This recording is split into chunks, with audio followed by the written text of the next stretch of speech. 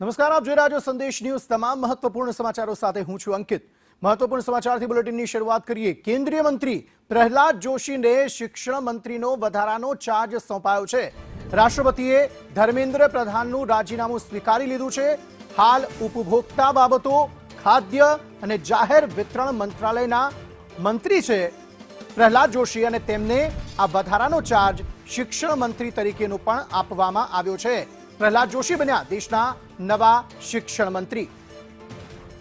अजय यादव વધુ माहिती આપી રહ્યા છે। अजय, बताइए क्या ज्यादा जानकारी पूरे मामले में।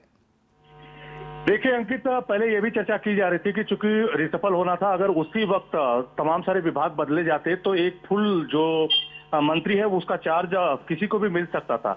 लेकिन चूंकि इस वक्त मानसून सेशन चल रहा है और मानसून सेशन में न ही किसी तरह का कैबिनेट विस्तार है और न ही रिसफल हुआ है, तो इसी ऐसे में पहले से ही संभावना जताई जा रही थी कि किसी को अतिरिक्त प्रभार मिल सकता है, और वो अतिरिक्त प्रभार जो है वो प्रहलाद जोशी जो है उनको दिया गया है।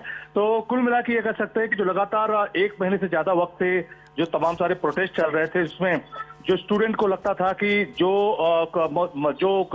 शिक्षा मंत्री धर्मेंद्र प्रधान थे, उनसे जो काम साम नहीं संभला था, और खासकर मोदी सरकार को कहीं कहीं जिम्मेदारी फिक्स करनी थी कि जो नीट पेपर लीक हुआ था उसके लिए वही जिम्मेदार है। तो इस तरह की मांग थी, और फाइनली जो मोदी सरकार है वो झुकी है।